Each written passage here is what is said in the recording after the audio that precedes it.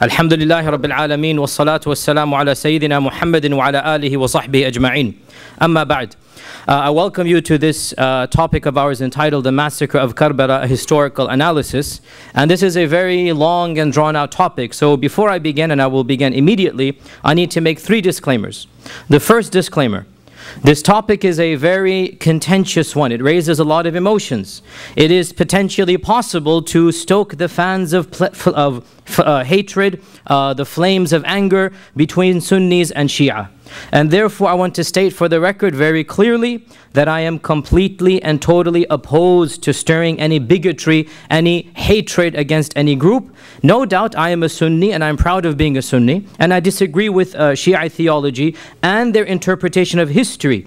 Yet this disagreement that I have, and all of us really have, and they have with us, this disagreement should be kept civil.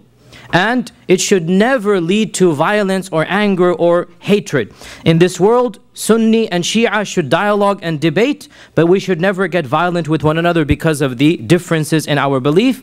And the purpose of this lecture is just to educate, is just to talk about what we as Sunnis believe about Karbala and how we view the incident of Karbala. It's not meant to stoke anger or hatred against any group. Also, another disclaimer, the second disclaimer: obviously Karbala is a very detailed and a very important event in our history, and by its very nature, history is subjective. There's always interpretations, there's always motives being read in. And in this short lecture, and I have only 1.5 hours, there is no way that we can go into a detailed analysis, variations of history, what book X said compared to book Y. Why does book X say this? Why does book Y say this? What are the strengths and weaknesses of each interpretation? We have no time for any of that. And it is very easy to give 10 lectures just on Karbala. I'm only giving you 1 lecture, so by the very nature of this lecture, we have to condense, we have to summarize, and I am not going to be mentioning variations as I do in my Seerah class. You're literally just going to have to trust me and my authority for today's lecture that I'm giving you 1 interpretation. But I just want to point out the interpretation that I will be giving is the standard interpretation of Sunni Islam. It is taken from the writings of Ibn Hajar, of Ibn Kathir, of the important historians of Sunni Islam, and by and large it is agreed upon. And the third and final disclaimer, that the other version, we have this version, there is another version that is popularized by the Shia, and most of this comes from one particular person. The details of that version comes from one person, and this person was a very early Muslim historian who was also Shia, and his name is Abu Mikhnaf Lut ibn Yahya, and he died 157 Hijrah. And Abu Mikhnaf Lut ibn Yahya was the first early historian to write a detailed booklet about the massacre of Karbala, and he called it Maqtalu Hussein. And this booklet, Maqtalu Hussein, became the standard version, full of lurid details, full of a lot of things that allegedly took place. And from our perspective, this author and his book are not authoritative. All of our scholars have said that this person is not somebody that can be trusted in narrations, because he theologically is inclined towards the other group, and therefore he has a version of events that we do not agree with, and we will not really be concentrating on that version of events. As I said, our version will be by and large Ibn Kathir and Ibn Hajar and the standard Sunni historians. Now, we begin our talk, and I want to begin by mentioning what is our perspective with the Al-Bayt, with the family of the Prophet sallallahu alaihi wasallam. Ahl Sunnah wal Jama'ah firmly believe that the Al-Bayt have a very high rank and are the most blessed of all families. We love them with a genuine love. We love them with a genuine love between the 2 extremes. On the one hand, we have those, and they did exist and they still exist, who consider the Ahlul Bayt to be like any other family, or even worse than this, astaghfirullah, they curse them. And that has been a trend that has existed, and there are still some people like this. And on the other hand, we have the other trend of Islam, and this trend considers the Ahlul Bayt to be above and beyond other families in a supernatural manner. And they give them powers, and they give them privileges, and they give them attributes that we believe only belong to Allah subhanahu wa ta'ala. We believe that the Ahlul Bayt are the most respected family in the whole world. if they are righteous. So the mu'mins and the Muslims amongst them have a double blessing. They are believers and they are Ahlul Bayt. And the companions amongst them have a triple blessing, such as Ali ibn Abi Talib and Fatima and others, that they are Ahlul Bayt and they are Sahaba and they are believers. And therefore, we love them with a love that is triple if they are characterized by all of these characteristics. And we firmly affirm the blessings mentioned in regarding them in the Quran and in the Sunnah. And as for the Quran, Allah says in the Quran, إنما يريد الله ليذهب عنكم الرجس أهل البيت ويطهركم تطهيرا. That Allah wants to purify you of any filth, O Ahl al-Bayt. And Allah wants to cleanse you a good cleansing. This is in the Quran. And in the Hadith, we firmly believe that the Prophet ﷺ called Fatima and Ali and Hassan and Hussein, and this is called the Hadith of the cloak, Hadith al-Kisa. And this is in our sources and we believe in it. That he called Ali and Fatima and Hassan and Hussein and he put them under a cloak. And he said, "O Allah, these are my Ahl Bayti, these are my family." So we affirm this and we say that they are the most blessed family. And we firmly believe and we implement what our Prophet ﷺ said, as narrated in Sahih Muslim, that he said to the Sahaba and those after them, أُذَكِّرُكُمُ اللَّهَ فِي أَهْلِ بَيْتِي, that I remind you by Allah and by the rights of Allah for the rights of my family. أُذَكِّرُكُمُ اللَّهَ فِي أَهْلِ بَيْتِي. أُذَكِّرُكُمُ اللَّهَ فِي أَهْلِ بَيْتِي. He repeated this 3 times. So we love them with a love that is above and beyond any other family love. Abu Bakr as-Siddiq radiyallahu ta'ala anhu, he said to Ali ibn Abi Talib, "I swear by Allah, I would rather be kind and generous to the Ahlul Bayt than to my own family."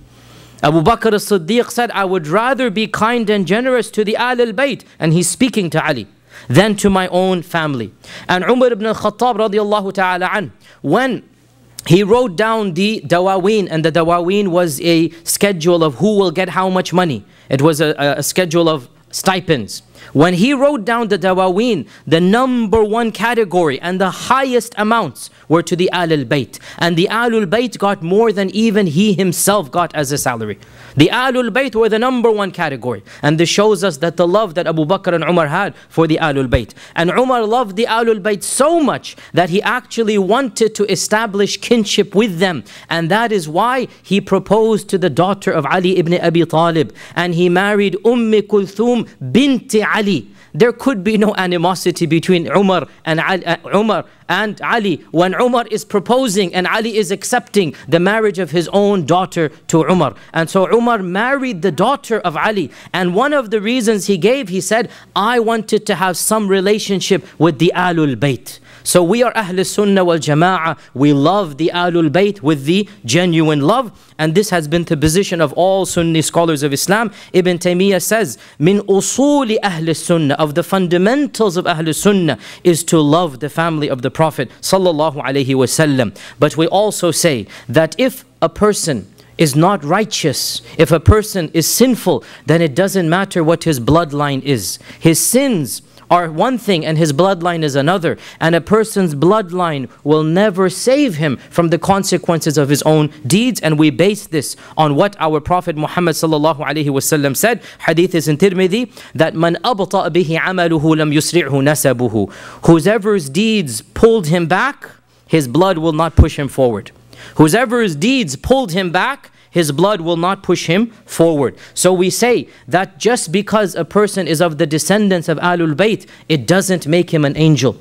It is possible that some of the Ahlul Bayt will commit sins, and those sins they are responsible for. And historically this has been the case, and to this day there are dynasties and there are lineages that claim to be Ahlul Bayt, and some of those claims are valid. And we see these people have sins and they have good deeds. Just because a person belongs to Ahlul Bayt does not make him an angel. He can be just like, or she can be like any Muslim with good and bad. When they're righteous, we love them with the double love. When they are other than that, then we say Allah Azza wa Jal will take charge of their affair. Also, there is a fundamental difference between the definition of Ahlul Bayt for us and for the 12er Shia. As for them, primarily the Ahlul Bayt really is the descendants of Fatima. That's really what they concentrate on, the descendants of Fatima, Hassan and Hussein. As for us, We say the Ahlul Bayt, no doubt, is Hassan and Hussein, and they are the gist of the Ahlul Bayt, the crux of the Ahlul Bayt, but the Ahlul Bayt is broader than them. We have many categories of Ahlul Bayt, and first and foremost, by the testimony of the Quran and the Sunnah, the wives of the Prophet ﷺ are inside the Ahlul Bayt. The very verses that talk about Ahlul Bayt in the Quran, that you Ahlul Bayt, the very context is about the wives of the Prophet ﷺ. Ya Nisa an-Nabi, Ya Nisa an-Nabi, Ya Nisa an-Nabi. And Allah says in the same surah, His wives are their mothers. So the wives are from the Ahlul Bayt. Fatima and Hassan and Ali and Hussein are the gist, the kernel, the main part of the Ahlul Bayt. And we also affirm this. But we also affirm Aqeel, the cousin of, or the brother of Ali, and Ja'far, the brother of Ali, and their children are Ahlul Bayt. And we also affirm Abbas, the uncle of the Prophet, and his descendants are Ahlul Bayt. For us, all of these lines are Ahlul Bayt, and we are not allowed to give charity to any of the Ahlul Bayt out of respect to them. We do not give zakat to any of the descendants of Fatima and Ali and Ja'far and Aqeel and Abbas. All of these descendants for us are Ahlul Bayt, and as for them, they do not really consider the descendants of Abbas to be Ahlul Bayt, and others as well. There's a lot of rivalry between the the Shia to Ali and the al-Abbas for historical reasons. For us, the al-Abbas are also Ahlul Bayt. Now, as for Hussein ibn Ali, and he is the subject of our talk today. Hussein ibn Ali was born in Sha'ban of the 4th year of the Hijrah, less than 1 year after Hassan was born. Hassan was born in Ramadan of the 3rd year, and barely had Fatima become cleansed of the delivery when she became pregnant again with Hussein. So Hassan and Hussein are less than a year apart. And there are many ahadith that our Prophet ﷺ praised Hassan and Hussein. And with regards to Hassan and Hussein, the Prophet ﷺ said, Hassan and Hussein are the leaders of the young men of paradise. Sayyida shababi ahlil jannah. And once he hugged the both of them, and he said, Huma rayhanatayya min ad-dunya. Hassan and Hussein are my two sweet flowers, fragrances of this world. Rayhanatayya, they bring me comfort, they're sweet, they're blessed. These are my two blessings in this world. And we affirm for them all that the Prophet ﷺ affirmed for them. Hussein was born in Medina, and he lived in Medina until Ali became Khalifa. And when Ali became Khalifa, he moved to Kufa. So Hussein moved to Kufa with him. And Hussein witnessed the two battles of Jamal and Siffin, along with his old brother Hassan. And then Ali was assassinated, as you know, by the Khawarij. When Ali was assassinated, Hassan was given the oath of allegiance by the people of Kufa. And Muawiyah was given the oath of allegiance by the people of Syria. For the first time in the Muslim world, there were two Khalifas. Hassan on the one side and Ali and Muawiyah on the other. And Muawiyah and Hassan were about to go to war again, but Hassan resigned. Hassan, after 6 months, he resigned. And he did not want any further bloodshed, and so the al-Bayt returned to Medina after Hassan's resignation, and Hussein moved to Medina, and he lived there until the death of Muawiyah in 60 AH, in 60 after the Hijrah, and Yazid coming to power, after which Hussein left Medina. So Medina, Kufa, Medina, and then he left Medina. And we'll talk about his leaving once we get to Yazid and how he came to power. There is no doubt that Hussein was greatly respected in his lifetime by all of the companions. Abdullah ibn Amr ibn al-As was once sitting in the shadow of the Kaaba, and he saw Hussein coming, and he said, "This man is the most beloved man on earth to the inhabitants of the heavens. There's nobody more beloved to those up there than this man." And this is coming from Abdullah ibn Amr ibn al-As. Now, let's talk a little bit about Yazid and the coming of power to Yazid before we get to now the problems between the two. We are all aware, vaguely, even though many of us have not studied this in detail, that towards the end of the time of the Khulafa al-Rashidun, civil war broke out between the Sahaba. And more Muslims lost their lives in this civil war in Jamal and Siffin than all of the Muslims who had participated in Ghazu against the Kuffar. More Muslims lost their lives in these two wars than all of the Muslims before this time fighting against the Sassanids and the Farisiyun and the Rum. All of those Muslims were less than the Muslims who died in Jamal and Siffin. It was a very traumatic civil war, and the quantity of Muslims that died was just horrendous. Now, as we said, when Hassan came to power in 41 Hijrah and Muawiyah came to power the same year, the two of them almost went to a third civil war, a third battle. There was Jamal, there was Siffin, there was going to be a third battle, bigger and more horrendous than the previous two. When after much contemplation, Hassan said, no more blood is going to be spilled. Khalas, you wanted that bad, Muawiyah, take it. I will give up. And we as Ahl Sunnah believe that Hassan was more entitled to be the Khalifa than Muawiyah. And Hassan was more righteous than Muawiyah. But Hassan was also, because of his righteousness, he did not want to spill any blood. And so he voluntarily gave up, and the Kufiyun, the people of Iraq, had a difficult time accepting his own surrender because he's their leader. But he managed to quell them down, he managed to calm them down, and with a great deal of difficulty, the people of Iraq grudgingly decided to khalas, throw their towel in with the rest of the ummah, and Hassan retired peacefully to where? To Medina. He retired to Medina. And Hussein, it is said, was not happy with his brother's decision. And he expressed this, but Hassan calmed him down and said this is better for the ummah, and out of respect for his older brother, Hussein did not do anything while his brother was alive. And he also lived a quiet life, and Hassan died in 50 AH. 50 after the Hijrah, Hassan passes away in Medina. Now, after the death of Hassan, Yazid ibn Muawiyah was nominated by his own father to become the successor. And who is Yazid and who is Muawiyah? Yazid ibn Muawiyah ibn Abi Sufyan ibn Sakhr ibn Harb ibn Umayyah. Right? The Banu Umayyah. And the Banu Umayyah and the Banu Hashim were the most elite of the Quraysh. And even though they were cousins, there was also, as always the case between cousins and brothers, some type of rivalry between the two. And this is known throughout the Seerah, and that is why when the Prophet ﷺ conquered Mecca, he made the house of Abu Sufyan one of the most noble houses, to give the honor to the Banu Umayyah, to give them the izzah that they wanted. And Abu Sufyan is of course Yazid's grandfather, right? Abu Sufyan is the leader. The Badr took place because of Abu Sufyan's caravan. Uhud, he was the leader, Abu Sufyan, right? So Abu Sufyan's grandson is Yazid. Abu Sufyan's son is Muawiyah. Muawiyah's son is Yazid. Yazid, by unanimous consensus of all the scholars of Islam, is not a Sahabi. He's not a companion. He was born in the year 26 Hijrah. 26 after the Hijrah. So more than 15 years after the death of the Prophet sallallahu alaihi wasallam. And the first thing that we hear about him as a young man was that his father put him in charge of attacking the famous Roman city of Constantinople, Qistintiniya, which is now called Istanbul, the city of Constantinople. His father Muawiyah put Yazid as a young man in his 20s in charge of the army that will attack Constantinople in the heart of the Roman Empire. And it was in this battle that Abu Ayyub al-Ansari passed away. And that is why to this day Abu Ayyub al-Ansari, his grave is in one of the suburbs of Istanbul. To this day Abu Ayyub al-Ansari, his grave is in the suburb of Istanbul. Because it is said that when Abu Ayyub was about to die, he told Yazid that charge in as far as you can go, and wherever you get, just bury me there as close to the walls of Constantinople as you can.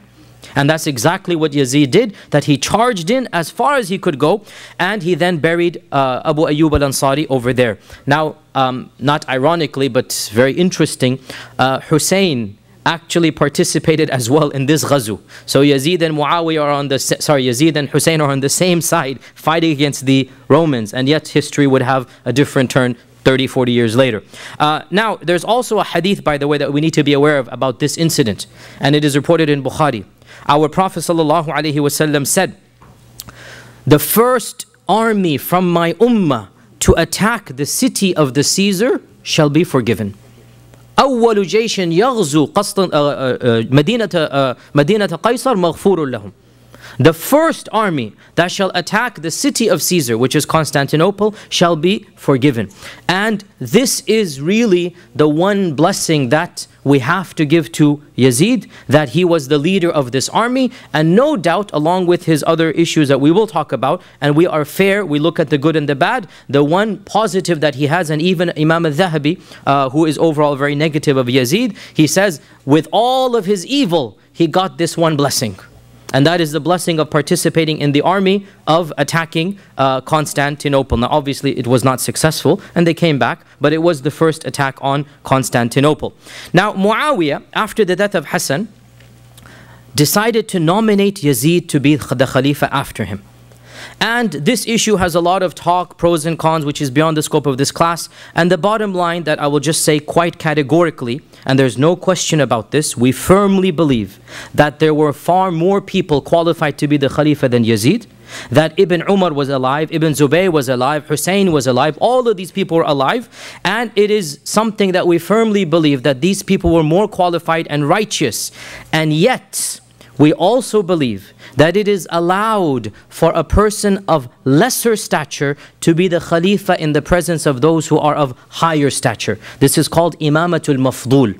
A person who's of lesser stature is allowed to be the Khalifa. It's not the best, it's not ideal, it's allowed over those who are better than him. And we do not have to agree with Muawiyah's decision. This is a very fundamental point of Sunni theology. We respect the Sahaba in their Islam, but we do not have to agree with every political decision they made. We have to be very clear about this, right? We have every right to say, look, that wasn't the best decision or that was the best decision. But what we cannot do is to cast aspersions on the niyyah and the character of Muawiyah radiallahu ta'ala. He is a Sahabi. End of story. He did what he did out of some concern for the ummah. Whether he is right and wrong, we have the right to discuss. But we cannot doubt his niyyah that deep down inside he wanted some benefit for the ummah, and of what the benefits he wanted, which are pretty obvious, he has witnessed the worst civil wars that were caused because of politics. He wants to close this chapter, and so he says, khalas, let there be no more fighting, my son shall be the Khalifa after me. And he reasoned to himself, if Hassan can become the Khalifa after Ali, and Hassan and Ali are father, son and father, well then, why can't I? And that's his reasoning, but we don't have to agree with it, but we must give him the benefit of the doubt. This is what our religion requires of us, that the Sahaba, by and large, we must consider them to be people who loved Islam and loved the Prophet and are not traitors, but we do not have to agree with their political decisions. The goal was unity, the goal was avoiding bloodshed, and Muawiyah felt, if I nominate my son, nobody can then go to civil war. And so in the lifetime of Yazid, while he's alive, Muawiyah is alive, Yazid's alive, Muawiyah announces, every one of you must agree that after I die, my son Yazid shall become the Khalifa after me. By and large, the bulk of the Muslim world agreed, but Mecca and Medina, the provinces of Mecca and Medina, refused. And Muawiyah let it linger. He didn't really force it too much on them. He just said, inshallah, he probably felt that when I die, they will have to follow along. And in Mecca, there was Ubaydullah ibn Ziyad, the son of Zubayr ibn al-Awwam. And in Medina, there was the al-Bayt, Hussein and the other al-Bayt, and they both felt that they are more qualified to be the Khalifa than Yazid. But in the lifetime of Muawiyah, they didn't do anything political. They just let it be. Muawiyah died in Rajab of 60 AH. So we're going in chronological order here. Rajab of 60, he died. And there were three people that the ummah was looking at to see what are they going to do. There were three people who had enough clout, enough respect, enough political capability that if they caused a hue and cry, the Umayyads are in trouble. Who are these three people? Number one on the list, and most of us ignore him because he was apolitical. Abdullah ibn Umar, the son of Umar ibn al-Khattab. Abdullah ibn Umar was the senior most Sahabi that was alive at this time. He is the senior most, the most respected Sahabi. Remember, Hussein, his respect primarily is lineage. But he was barely 6-7 years old when the Prophet passed away. Remember, right? His respect is his blood, his lineage, and that is a high respect. But Ibn Umar participated in ghazawat. Ibn Umar participated in Uhud and all the battles afterwards. Ibn Umar is a faqih, is a scholar, and we're not comparing, no doubt, but each has his, the points. And Ibn Umar was senior to Hussein in terms of experience, age, and basically participating in ghazawat, right? And of course, Hussein is senior in terms of blood. Nobody can deny that. So Ibn Umar was the main person that the Ummah was looking at, and Ibn Umar decided to be apolitical. And that is why Ibn Taymiyyah, for example, praises Ibn Umar as having the most wisdom, that not having any bloodshed. That Ibn Umar said, let me not get involved, let the Ummah has suffered enough. And he gave his bay'ah to Yazid, but he never took part in politics. And he said to his children that, look, if there's good in Yazid, then alhamdulillah good. If there's bad, then we will be patient at his evil and we'll let Allah judge him. He was not pro-Yazid, but he didn't make a stand anti-Yazid. He just lived his life with ibadah and ilm and tahajjud, and he didn't get involved in politics. The second person was Ubaydullah ibn Zubayr. And again, Ubaydullah ibn Zubayr is senior to Hussein in age. Only in age, obviously, otherwise, he is senior to Hussein in age. And he also has done much. And his father is a Sahabi, his mother is a Sahabi, his grandfather, his whole family is a family of prestige, Ubaydullah ibn Zubayr. And he was also a political person from a young age. And Ubaydullah ibn Zubayr decided to revolt. And he revolted in Mecca. And Yazid dealt with him after he dealt with Hussein.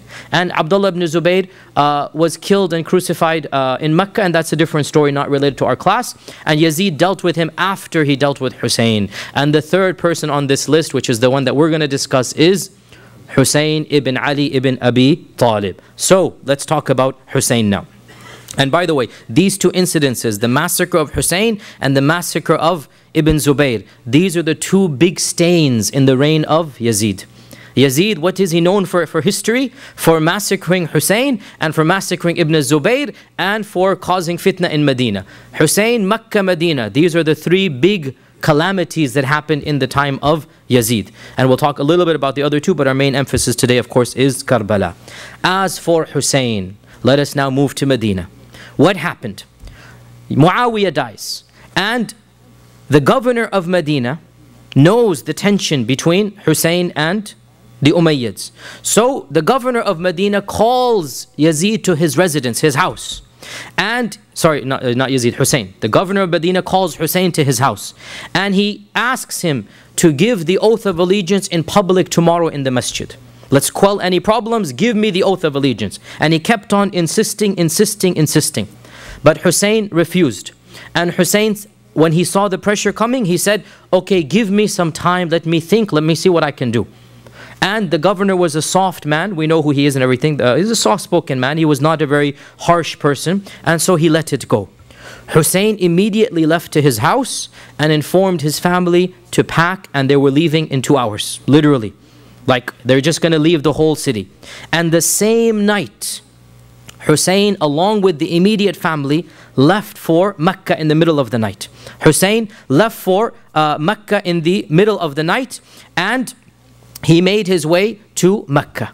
Why did he go to Mecca? Because Mecca was relatively less under the control of the Umayyads. There was still a little bit more tension. The sympathizers of Ubaydullah ibn Zubayr as well were over there. And therefore, he wanted to go to Mecca in order to flee the stronghold of Medina. So within the same night, he fled to Mecca. News became public that Hussein had fled. And he had not given the oath of allegiance to Yazid, the governor, which is Yazid. Meaning, the governor on behalf of Yazid.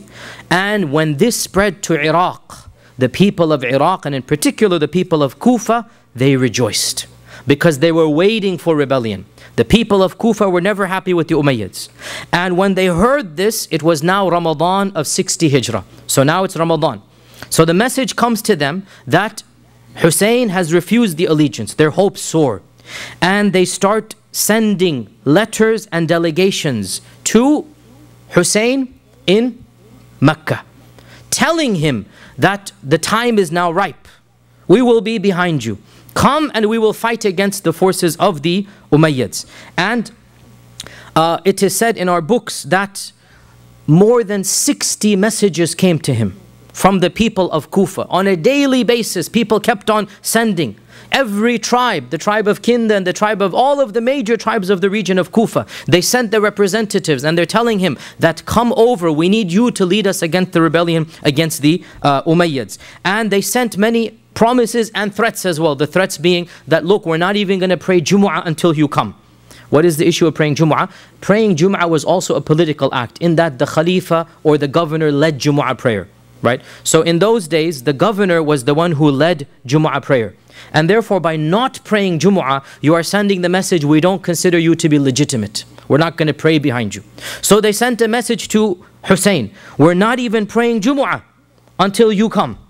And that's the message, like, you had better come, we are desperate for your attention. And lists upon lists of noblemen signed their names that come and we will be with you fighting against the Umayyads. Now, remember the city of Kufa. What is Kufa?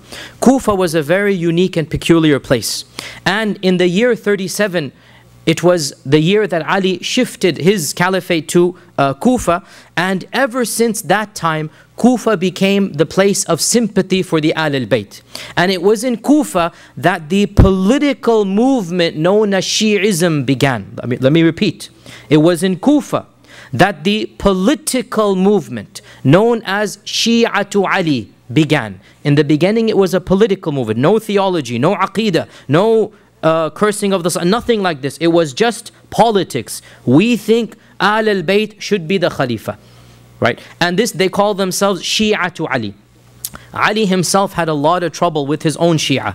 And there are many recorded conversations and many expressions of frustration from Ali himself that you're not doing what you can. There's a lot of, you're not listening to me as well as you should. And there's a lot of akhbar about Ali's own tensions with the people of Kufa. Now, as we had said, when Hassan when Hassan resigned, when Hassan resigned, the people of Kufa were not happy and they wanted rebellion. But Hassan calmed them down.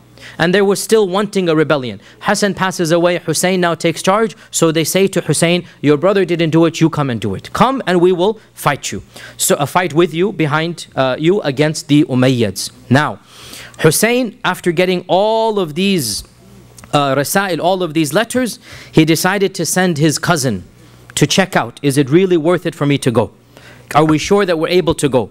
And he sent his cousin, Muslim ibn Aqeel ibn Abi Talib. So Aqeel is his older brother, is his uncle, sorry, older uncle. And Aqeel is, of course, the brother of Ja'far and Ali, right? Ja'far, Ali, Aqeel. Aqeel is his brother, the brother of Ja'far and Ali. So the son of Aqeel, his name is Muslim.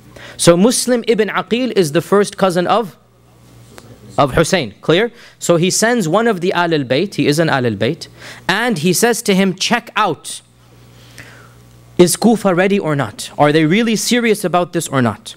So Muslim ibn Aqeel left with a small group, 1 or 2 people, that's it, just to find, it's like not a spy, but basically it's a scout is what I'm telling you, scouting mission, right? Find out, is it worthwhile or not? And so Muslim arrives in Kufa in the month of Dhul Qa'dah, 60 AH. Look at how time is coming up now. We know Muharram 61 is all going to come to an end. Look now, we're already in Dhul Qa'dah, right? 2 months away from the massacre. We can see what's building up here. So he arrives in Kufa in the month of Dhul Qa'dah. And the people rejoice like they have never rejoiced before. And thousands upon thousands of people. At-Tabari says more than 12,000 people in the course of the next 2 weeks gave the oath of allegiance directly to Muslim. And when you give the oath of allegiance, this basically means, khalas, we are with you. End of story. No matter what happens, you are our leader. They gave the oath of allegiance to Muslim on behalf of Hussein, basically, that we're on the side of Hussein. And these 12,000 people, they represented the bulk of Kufa. Over 30, 40,000, so because each one is representing a mini tribe. So every person who shakes the hand, there's 10 people, 15 people behind him. You get the point here, right? This is how they would do the bay'ah, that the leader or the elder would come and give the bay'ah. So the bulk of Kufa, 30, 40,000 people have now claimed that we are with Hussein.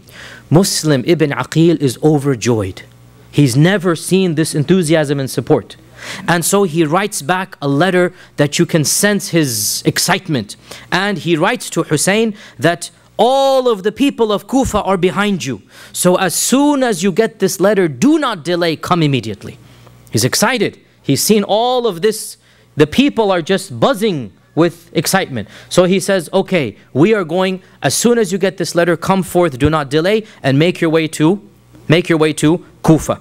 Now, we're going to talk about the letter in a while. Let's finish up the story of Muslim. What happens to Muslim? Okay. So he sends this letter sometime in Dhul Qa'dah, the end of Dhul Qa'dah of 60 AH. Now, rumors of all of this, you cannot hide this from the people. Eventually, it reaches Yazid in Damascus. Remember, Yazid is in Damascus, Hussein is in Medina, and his supporters are in Medina and Mecca. Hussein is in Mecca right now, sorry. And his supporters are in Kufa, right? So remember the basic geography here. Now, rumors of this beginnings of an uprising eventually reach the ears of Yazid. And so, Yazid, the first thing that he does, he sends in the most vicious politician he knows. Get rid of the mediocre or the average guys. I want the shrewdest, the most vicious, the one who's going to solve it. And that was a person who's infamous in early Islam, and his name is Ubaydullah ibn Ziyad ibn Abihi. He's known as Ibn Ziyad. He's known as Ibn Ziyad. And Ibn Ziyad was really a Machiavellian politician. He got the job done regardless of the costs. He was loyal to the Umayyads completely at this time. And his only goal in life really was to rise in the ranks. He just wanted to do whatever was the job and basically rise in the ranks of the era of politics. And nobody really has any respect for Ibn Ziyad amongst the historians in terms of his morals, in terms of his political abilities. No doubt he was shrewd. That's why he was put in. So the first thing Yazid does, he gets rid of the governor of Kufa, who was actually, again, a gentle, nice person by and large. Gets rid of him, says, you get out of here. And he sends Ibn Ziyad with an entourage, a grand total of 17 people. That's it. Ibn Ziyad doesn't need an army right now. He needs brains. He sends Ibn Ziyad with a grand total of 17 people. So Ibn Ziyad was well known, as we said, to be vicious. He was also rash and hot-tempered, and he was also very young. He's going to become the governor of Kufa. And do you know how old he was? 28 years old. And young men, generally speaking, are very rash.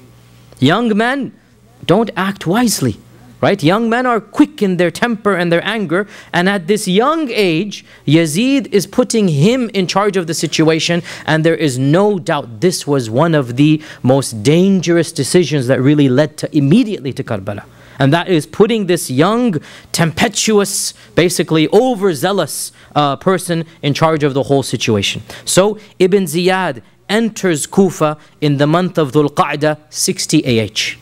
And he tells the governor, basically, here's the letter of your resignation. You get out, I'm in charge now, right? I'm going to deal with this. And it is said he entered Kufa after Fajr prayer, and he entered Kufa with the turban around his face, as they would typically do. And when he entered in the middle of the, basically not middle of the night, but early morning, and he had an entourage, the people thought he might be Hussein. So the people began chanting and praising, Assalamu alayka ya ibn Rasulillah, marhaban. Welcome, O son of the Messenger of Allah. We welcome you, and you have come to the noble place, and. So Ibn Ziyad understood that these rumors are true, that there is a plot, that things are happening here. They're waiting for Hussein to come, until finally one of the entourage, and he's quiet, you can see his shrewdness, he's trying. One of his entourage gets angry and says, shut up, be quiet, this isn't Hussein, this is your governor Abdurrahman ibn Ziyad. And that's when people realized something is going on here, that the plot has been exposed. So Ibn Ziyad takes his residence in the fortress that was the governor's office, and he figures out, what am I going to do now? The first call to order, get to Muslim ibn Aqeel. Who's Muslim ibn Aqeel? The scout. Get to Muslim ibn Aqeel and find out what's really happening. But how can he figure out where is Muslim ibn Aqeel in this large city? How is he going to get to him? Notice his shrewdness. He takes one of his 17 men, anonymous, that was not known to the people, and he dresses him like a traveler, and he gives him a sack of gold coins, lots of money. And he gives him the plot. You shall pretend that you are Ahl al-Shi'a from Sham. You are Shia to Ali coming from Syria. And you make yourself known to the Shia until you say, I have to hand this money to the one in charge. This is an amana. I have a lot of money from the Shia of Sham, and until I get to the person in charge, I'm not going to give this money to him.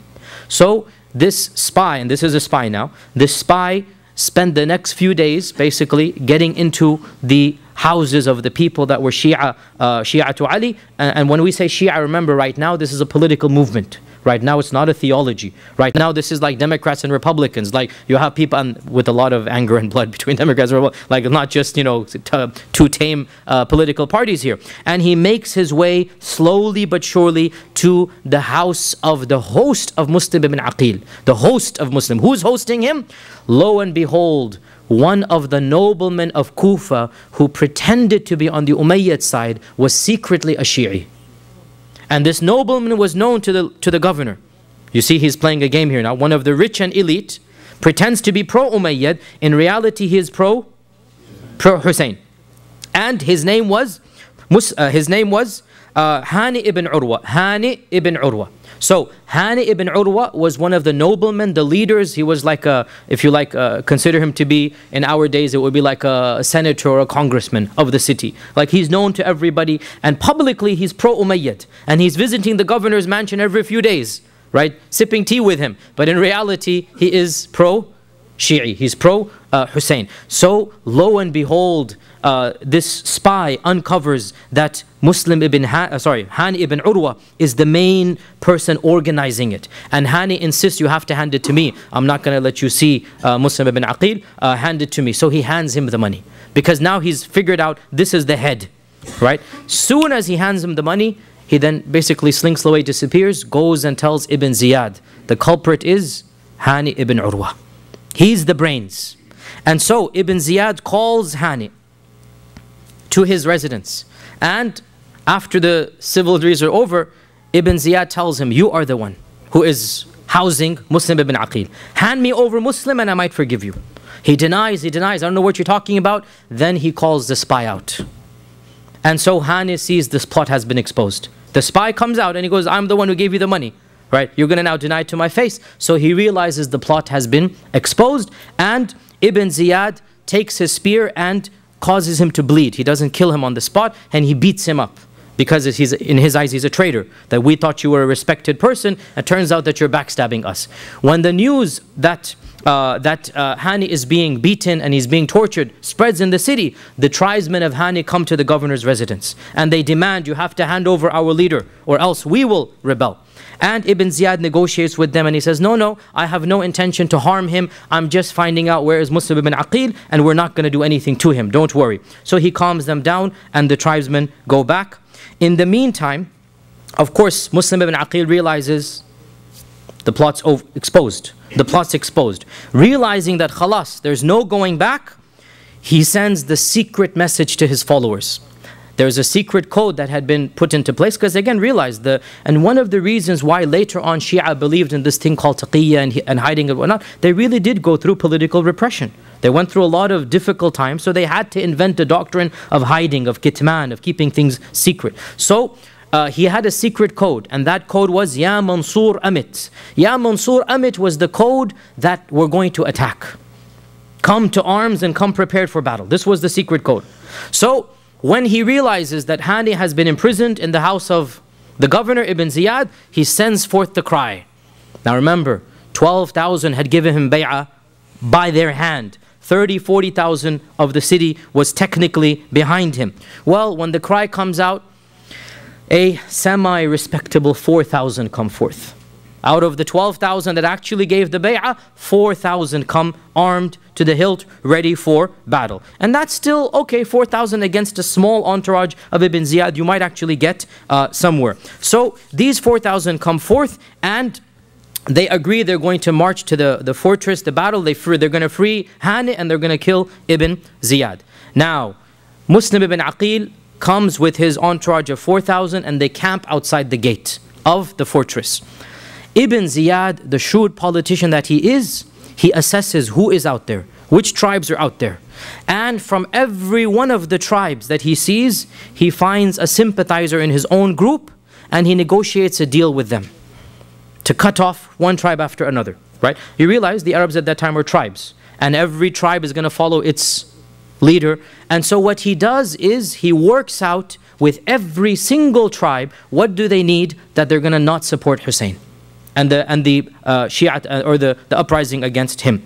And slowly, and so much so, Al-Tabari and others, they mention, he even used mothers and fathers against their children. That he sent the mothers in to say that, come home now, can't you see there are so many people, don't worry about it, you know, I don't want to lose you. It's emotional blackmail. And the fathers also said to their sons that, what are you going to do when the Syrians arrive with their troops? Are you going to die in battle? For what cause? Come home now.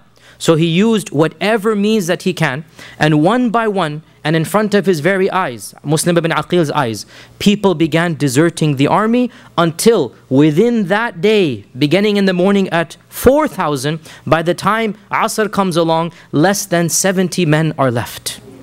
From 4,000, and again, remember, they are leaving in droves because Muslim ibn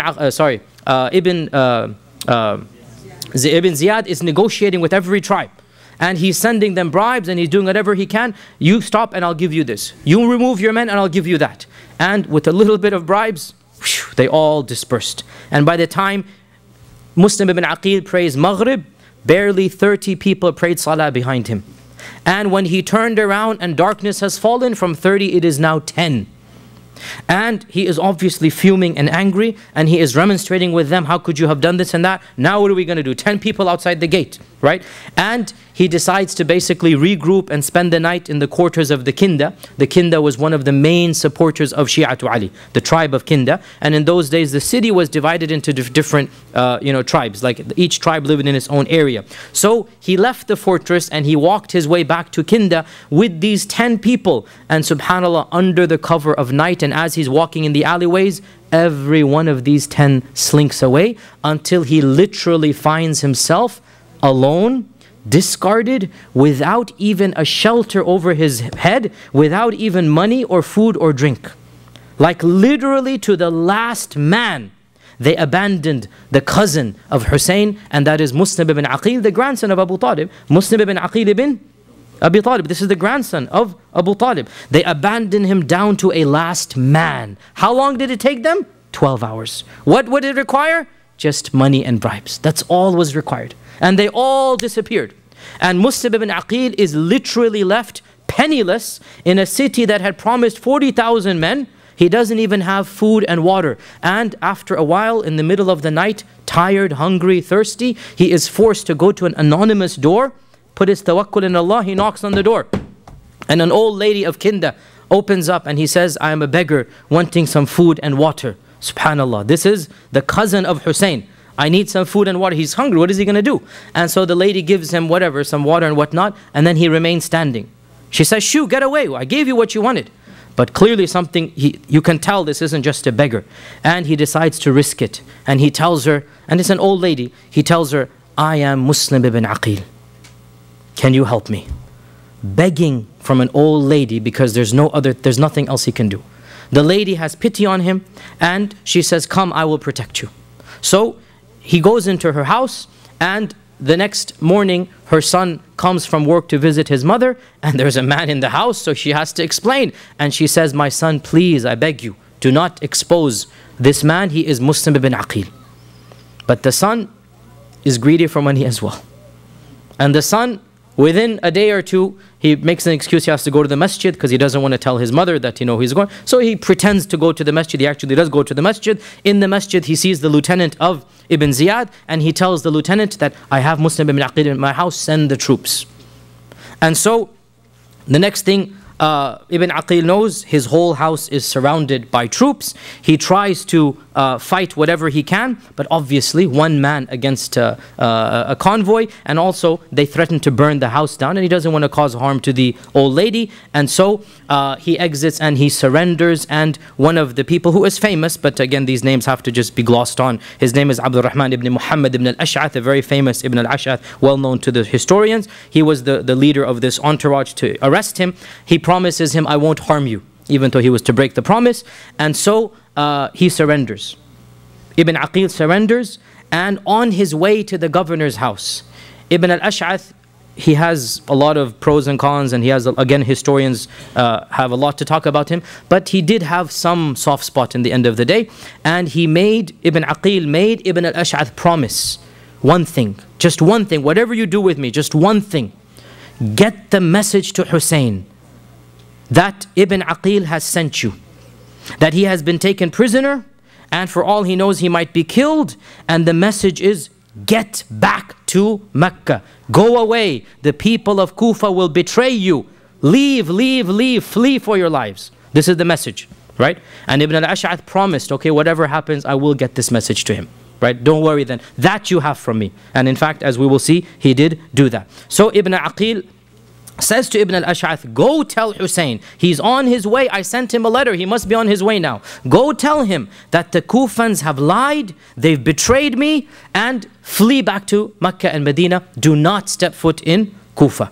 So later on in that day, after he goes to the governor, and the governor also beats him up and is harsh and rude to him, and that day was the day of Arafah, the 9th of Dhul Hijjah in the 60th year of the Hijrah. So we have 1 year left, or sorry, 1 month left before the massacre. On the 9th of Dhul Hijjah, on the holiest day of the year, Mustab ibn Aqeel, the grandson of Abu Talib, the son of the cousin of the Prophet ﷺ, the first cousin of Hussein, he is taken to the highest ramparts on the fortress, and in front of the whole city, he is thrown to his death, to be killed in a humiliating manner. And the last words that he said before istighfar and tahleel and shahada, the last word that he said, "O Allah, you be the judge between us and our own Shia, our own people. They deceived us and they deserted us." He said that's the last thing he said before the kalima and before the shahada. You be the judge, O Allah. They promised, they promised, they promised, and now here I am, not a single man to defend me. And of course, Hussein is on his way, and he has just now, Muslim ibn Aqeel has been killed. Hussein has no way of knowing this now, right? The only letter he got was, now remember, this is obviously before the age of telephones, internet, media. It will take at least 2.5 weeks from Kufa to Mecca, at least 2.5 weeks to get a message there, right? And therefore, Hussein gets the message, come immediately. Khalas, he packed his bags, as we'll talk about, he left, right? He has no idea what's happening in Kufa. The people have been betrayed. His cousin has been killed. The host that hosted him as well was not just killed, but crucified in the city center. And a number of other key players were killed and their bodies put in the city center for everybody to see. And the message is being given that this is what's going to happen if you turn against the Umayyad dynasty. Now remember, Ibn Ziyad had entered Kufa with only 17 men. And the infrastructure basically agreed to follow Ibn Ziyad. He didn't have the police entering. He didn't have the army right now. He didn't have any group. This was an instantaneous message that Yazid sends Ibn Ziyad with a small entourage. It was just the fear of what might happen if they disobey Ibn Ziyad that caused, and of course bribery, that caused all of the Kufans to basically disappear when they were most needed.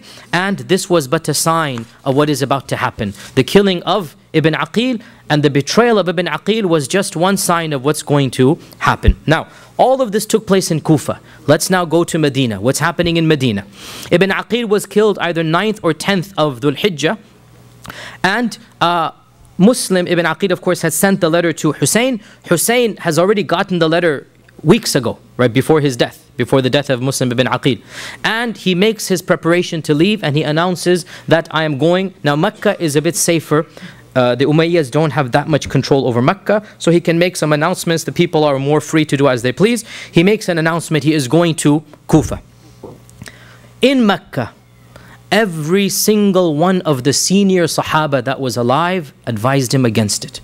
And we have so many narrations, even in books of hadith, not just books of history. In books of hadith, we have narrations that Abdullah ibn Abbas especially, and Abdullah ibn Abbas is also Al-Bayt, right? Abbas is the uncle of the Prophet. Abdullah ibn Abbas is the cousin of Ali, his father's cousin. Abdullah ibn Abbas is way senior to Hussein in terms of age and wisdom and participation in the Ghazawat. Abdullah ibn Umar, Jabir ibn Abdullah comes to Mecca and warns him. Abu Sa'id al-Khudri, every one of the Sahaba that was in the Hijaz and they heard that he's preparing to basically, because this is a preparation that is going to be war. You're going to Kufa, you're going to have the people of Kufa behind you, and the Umayyads on the other side. This is going to be war. All of the Sahaba were opposed to this. They've been through enough. And they feel that Hussein is being a little bit rash. That he was young when Siffin and Jamal took place. He's not old enough to realize the dangers or whatnot. Hussein, calm down. Hussein, this is not the way to go forward. You're going to cause destruction. You're not going to bring about any good. But Hussein was insistent, and he showed them the letters of the people of Iraq. And he said, look at all of these letters. And he had two bags full. Now what are bags? These are the massive bags you put on the camels. These are like huge, leather cases that the camel has one bag on one side, the other bag on the other. He said, look, all of these letters have come from Kufa. Surely I have support. And Jabir said to him, do you not know how they betrayed your own father? Don't you remember the problems your own father had with the people of Kufa? But he said, no, they wouldn't do this now. This is now, clearly they're going to support me. So he left with his family on the 8th of Dhul Hijjah, one day before Muslim ibn Aqeel is thrown from the top, right? On the 8th of Dhul Hijjah, he leaves Mecca. And he takes with him his younger brothers. Now, Ali had married after Fatima, and Ali had children that were younger than Hussein. The most famous of these was Muhammad ibn al-Hanafiyyah. Muhammad ibn al-Hanafiyyah is a brother of Hassan and Hussein, but not through Fatima, right? That's why he's called Ibn al-Hanafiyyah. His mother was from the tribe of the Banu Hanifa. And there were other brothers as well that were even younger than Muhammad. And Muhammad is the most famous of them and the oldest of them after Hussein. And he also takes with him his nephews from the other brothers, his nephews from Hassan's children. He takes some of Hassan's children.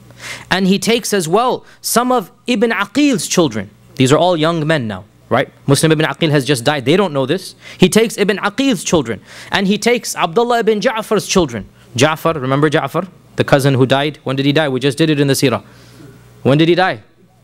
Oh, we didn't do it in the Seerah, sorry. Battle of Mu'tah. We're going to do that soon. That's why. The Battle of Mu'tah, he died. Right? Ja'far passed away. These are the sons of Ja'far and the grandsons of Ja'far. So the Al-Bayt come forth. The total entourage when they left Mecca was over 100 people.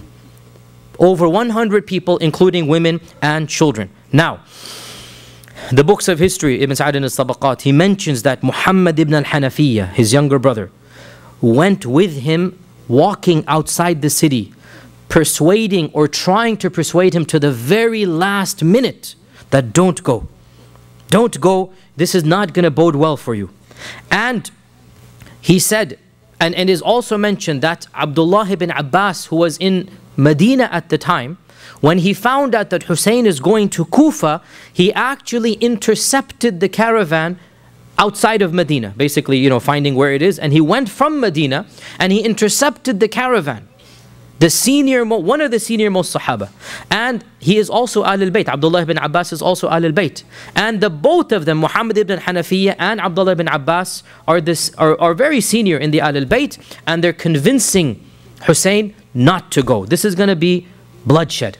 And Hussein answers the both of them with a phrase that clearly shows what he has in mind and what his intention was, and that is, I would rather die elsewhere than to open up the door for the haram to become an area of bloodshed. Meaning what? If he remains in Mecca, they'll come to Mecca. And so out of respect for Mecca, I don't want a civil war to take place in Mecca. I would rather die anywhere in the world than open up the haram to become bloody, right? And so out of respect for Mecca, but he has his mind that he wants to try to get to the power, but he doesn't want to open it up in the haram. So he goes, even if I die, that's fine. I'm not going to die in Mecca and cause bloodshed in Mecca. And as we said, Ibn Abbas, even Ibn Umar, others of the Sahaba. In fact, Ibn Umar, who was, as we said, the senior most companion alive. Abdullah ibn Umar is the most respected Sahabi alive during this incident. Ibn Umar tracks him down on the way. And Ibn Umar says to him, something very profound. And this is mentioned in our books of hadith, Ibn Hibban and others. This isn't a hadith book. It's not even in the books of Seerah. It's also there, but it's also in hadith books. Ibn Umar says to him, the very final thing, when he's given up all hope, he says, okay, khalas, let me tell you a hadith I heard from the Prophet ﷺ, and I've never told anybody this hadith before. You're the first person I am telling. Now, this hadith is known to all of us, but when he said it, it wasn't known to him. Right? Now we all know this hadith. What is this hadith? He said, when the Prophet ﷺ was on his deathbed, Jibreel came to visit him. And Jibreel gave him the choice. If you want this dunya, you shall have it. And if you want the akhirah, you shall have it too. We know this hadith that right at the end of the life of the Prophet, Jibreel allowed him. Do you want to live longer and get the dunya? Or do you want to meet Allah subhanahu wa ta'ala? Right? We know this hadith, right? And of course, what did the Prophet choose? To meet Allah subhanahu wa ta'ala. He doesn't want this dunya. Then what did Ibn Umar derive from this? Ibn Umar said, and you are a part of the Prophet bid'ah. You are the grandson, right? So when the Prophet chose the akhirah, he chose for you, basically, right? And so you will not get any share of power, because the Prophet said, I don't want the dunya, I want the akhirah. And you, Ya Hussein, are a part of him. So when he chose the akhirah, you guys are not meant to be kings. That's what he's telling him, right? You are not meant to be kings. Now, he didn't say the word king, but he said, but you shall not share any matter of that, meaning of power, and Allah has only turned it away from you to give you something better instead. Meaning, it is for your own benefit that you are not kings. And wallahi, this is so true, brothers and sisters. We believe this, that when you are a king or a ruler, politics always makes people unpopular. Politics, nobody likes politicians. This is a general rule, right? Politics brings about sab and shatam and ta'an and this and that. And the al-Bayt should be preserved from that. The al-Bayt are above this. The al-Bayt are righteous and pure. And so Ibn Umar is saying, you are not meant to become kings. You're meant to be righteous people. Allah has meant something higher for you. Don't go. And so he's trying to convince him to the very last. And then he said to him, and as for the people of Iraq, don't you remember the treachery they gave to your own father? Have you forgotten? Now, the treachery they gave to Ali is beyond the scope of this class. You should just realize that Ali always complained about the people of Iraq and the problems that he had with them. But he still refused to listen. So everybody has told him it's not a wise idea, including his own brother Muhammad ibn al-Hanafiyyah, and that is why Muhammad ibn al-Hanafiyyah refused to allow any of his own sons to go. Muhammad ibn al-Hanafiyyah, none of his own sons went to help Hussein at what happened at Karbala, because he thought this is not a wise decision, right? And the point here is very clear, brothers and sisters, and that is, contrary to what the other group says, it's not a black and white issue. It's not a black and white. It's not that you're either on this side or on that side. We are on the side of Hussein in that we love him. But we say this decision wasn't in the best interest of Hussein or of the Ahlul-Bayt or of the Ummah. We are not on the side of Yazid. If anybody, we're on the side of Ibn Abbas and Ibn Umar, right? That don't like Yazid. This is our position, as I'll come to the end. Yazid, astaghfirullah, is not our hero. La hawla wa la quwwata illa billah. But Hussein, we love him, but we say his emotions got the better of him. And it would have been better for him and the Ahl-Bayt if he listened to the other Ahl-Bayt, the senior Ahl-Bayt, such as Ibn Abbas, or the senior Sahaba, such as Ibn Umar. Nobody can accuse Ibn Abbas of being pro-Yazid. Nobody can accuse Ibn Umar of being pro-Yazid, but they were also anti-Khuruj of Hussein. They weren't anti-Hussein. They were saying this isn't the best decision. Nonetheless, he refused and he persisted to go forward. And when he comes close to Iraq, he sends a messenger to the people of Kufa that basically, guys, I'm coming, right? Be ready, I am coming. Now, Ibn Ziyad is now back in Kufa. He is waiting for Hussein to come.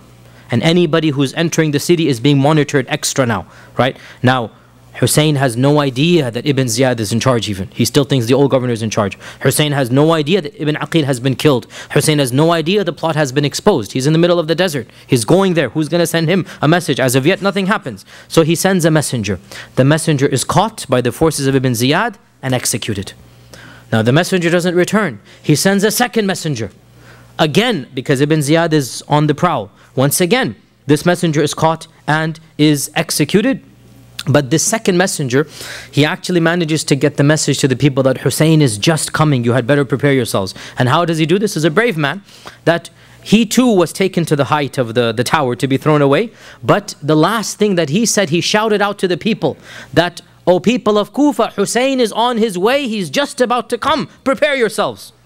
So he's still hoping that they might do something, right? So on his way down, basically, he warns them that Hussein is on his way and prepare yourself. Now, eventually, Hussein is very close to Kufa, and it is here that finally Ibn al-Ash'ath's messenger reaches him. Who's Ibn al-Ash'ath?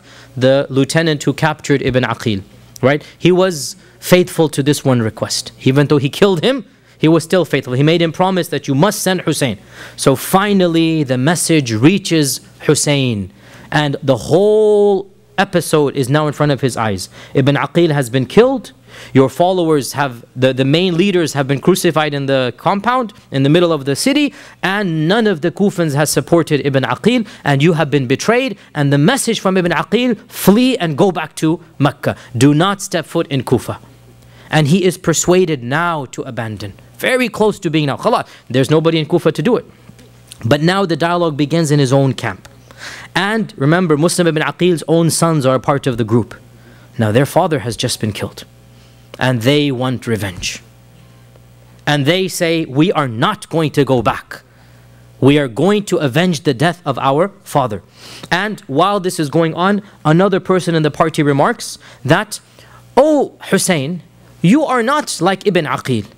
When the people of Kufa see you, there's no way they would abandon you. You are the Sibt al-Nabi, you are Ibn Rasulullah, Ibn Rasul meaning metaphorically, grandson. You are.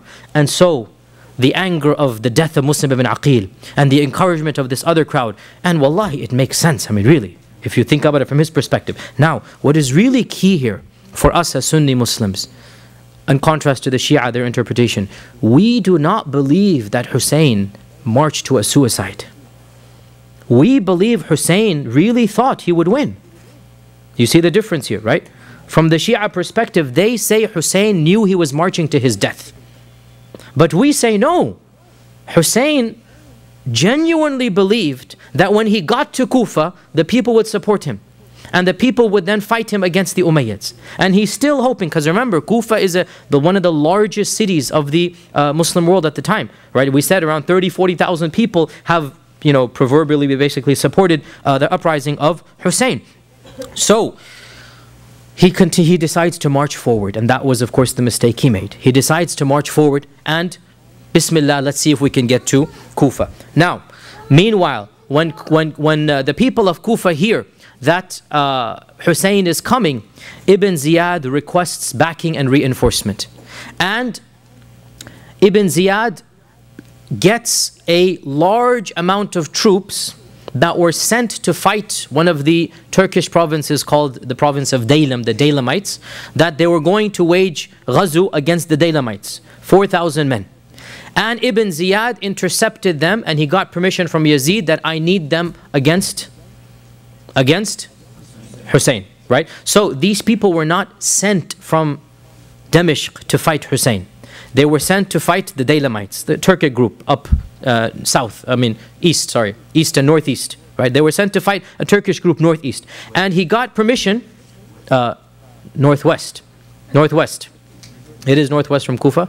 Northeast or northwest? I don't remember whether it's northwest. Yes, northwest. You're right, northwest. Yes. Daylam is northwest. You're right. So the point being, northwest, northeast, they weren't sent to fight Hussein. Their niyyah was to fight the Daylamites. And he got permission to intercept this large group of troops and use them to basically threaten Hussein. So Hussein basically makes his way to Kufa, and it is in the plains of Karbala where these 4,000 men intercept Hussein, right? These 4,000 men intercept Hussein. Now, Karbala is literally, metaphorically, a stone's throw away from Kufa. It is very close to Kufa. These days you can drive between Karbala and Kufa, a short drive. It's not something that is a far away distance. So Hussein makes his way basically to a stone's throw outside of Kufa. And on the 3rd of Muharram in the year 61 Hijrah, this is when the forces of Ibn Ziyad intercept the small entourage of Hussein.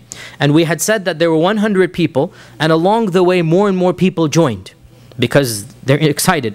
When the messenger of Ibn al-Ash'ath came and said to him, flee and run and go back, Hussein made an announcement that, look, whoever wants to leave can leave, because we have got the message that the situation is precarious. So guess what? Everybody left once again, except for the al-Bayt, the blood relatives. Once again, everybody basically left, and so they moved down once again to probably around 70 or 80 people at this point in time. And the leader of the army that was sent to Daylam, the leader of the army was Umar ibn Sa'ad ibn Abi Waqqas. So Sa'ad ibn Abi Waqqas, the famous Sahabi, right? His son is Umar. Now Umar is not a Sahabi, so whatever he didn't do, it has nothing to do with the Sahaba. His father died a long time ago, and this has nothing to do with his father. His father and him are basically two separate people. This is Umar, the son of Sa'ad ibn Abi Waqqas. And Umar is the military commander, so we need to now keep the hierarchy here. The governor is Ibn Ziyad. The military commander, Umar ibn Sa'ad ibn Abi Waqqas, Umar ibn Sa'ad. And from the books of history, at least from our version of events, Umar ibn Sa'ad, he was reluctant to basically trap Hussein and continue doing what was ordered to be done, but he also didn't stand up and say no. And so this makes him really guilty in his own way, but he wasn't the one encouraging. He basically was, as they say, the loyal soldier, that he tried his best, but he in the end did what he was told, and what he was told to do was obviously very wrong to do. Nonetheless, Umar ibn Sa'ad intercepts the entourage of Hussein, and this takes place on what day?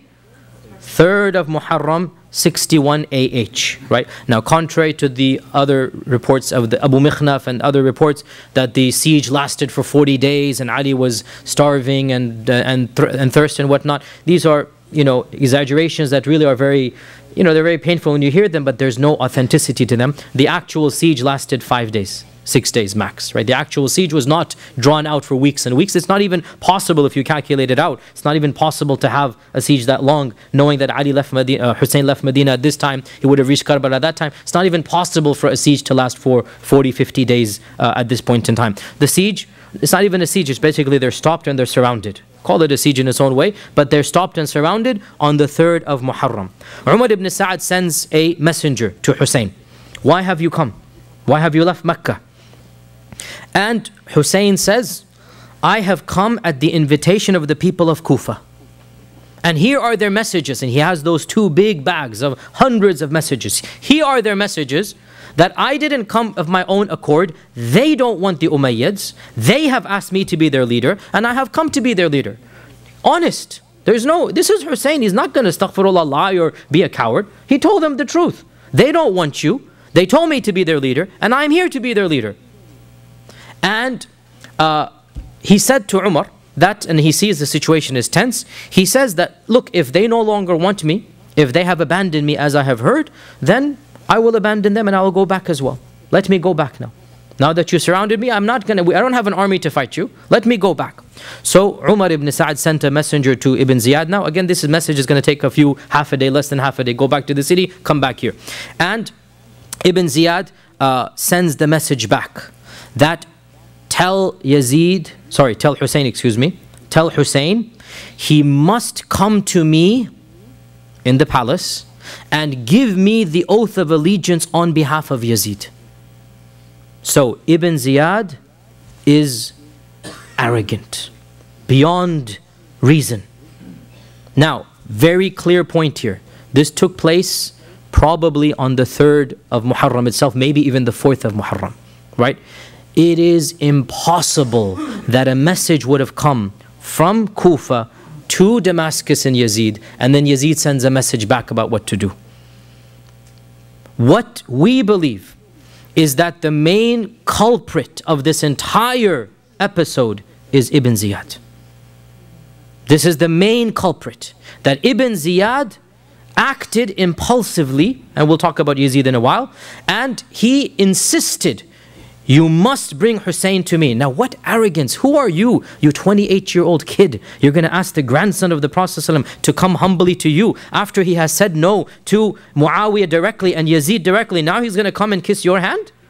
Wallahi, this is arrogance. And we would not expect Hussein to do this. He said, no, I'm not going to do this. I'm not going to go to Ibn Ziyad and kiss his hand and give the bay'ah to him on behalf of Yazid. Right? So, when the message came from Ibn Ziyad, he must come to me. Hussein then says to Umar ibn Sa'd, excuse me, he says to Umar ibn Sa'd, look, go back and tell him one of three options. I give you three options, choose whichever you want. Number one, let me go back to Mecca. Khalas, okay. I wasn't able to get the people of Kufa, let me go back the way I was. Okay. Number two, if you refuse to do this, then take me to Yazid directly and I will speak to him directly. Now, this is actually a sign of bravery. And it's also a sign, by the way, and this is very key here, that Hussein felt more comfortable negotiating directly with Yazid than with this impetuous governor Ibn Ziyad.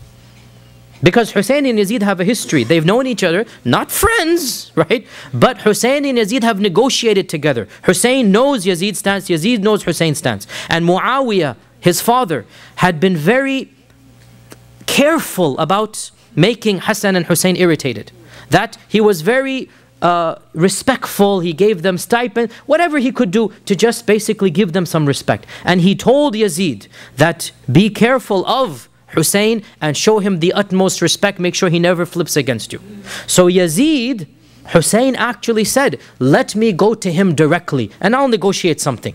And if he had gone, we don't expect him to have compromised. He would have been firm, but it is our estimation that Yazid would never have killed Hussein directly. This is our estimation, right? And the books of history tend to prove this, as we will see. This is the second option. Then there's the third option. If you refuse this or that, then send me into exile into one of the faraway lands. If you're not going to let me live in Mecca or take me to Yazid, then khalas, let me be. Okay, you have won and I will just worship Allah in some faraway land, right? Now, these three conditions were so reasonable that one of the close friends of Umar ibn Sa'd said, Wallahi, if the Turks and the Daylamites gave you one of these three conditions, you would be forced to accept them. How reasonable. What more do you want? And Umar ibn Sa'd became happy that, okay, now we're going to solve this. And he went personally to Ibn Ziyad and he said, okay, choose one of these three. Which one? Ibn Ziyad refused all three. And Ibn Ziyad said, either war or my hand. These are the two options you have. You either come and you put your hand in mine and you give the bay'ah on behalf of Yazid, or else there is no other alternative. And Ibn Ziyad sent one of his close entourage, and this really was the ruthless warrior, Shimir. Shimir is his name, that he sent. Shimir ibn Dhil Jawshan was his name. Shimir ibn Dhil Jawshan, and this really, the way that history portrays him, and wallahi every right to do so, as being the barbaric, cruel warrior that he was, bloodthirsty, and we have no reason to doubt this. This is the way he was. That he sends Shimir to basically become the shadow of Umar ibn Sa'd, because Umar ibn Sa'd seems to have a soft spot. Right? So he sends Shimir to basically monitor Umar ibn Sa'd. And he sends Shimir that these are the two conditions he had, two options. You either come to me humbly and put your hand in mine, or else there is war. And by the time Shimir comes, this is the 9th of Muharram. The 9th, so for 6 days, 6 days, 5.5 days, back and forth, back and forth, back and forth. Finally, on the 9th of Muharram, Shimir comes and says, you either come to Ibn Ziyad, or else tomorrow there will be war, right? And there was a lot of tension, and many of the people on the side of Umar ibn Sa'd either abandoned the army of Yazid or the army of Ibn Ziyad, and a small group of them actually defected over to the side of Hussein. A small group of them. We didn't come to fight the grandson of the Prophet. Now you're going to... A small group of them came over to the side of Hussein, right? Now, the people of Kufa know full well what's going on. It's happening under their nose, literally under their nose. 6 days go by and not a single one of them comes forth to help the very person whom they have promised. It's literally happening there. And nobody comes to help Hussein ibn Ali.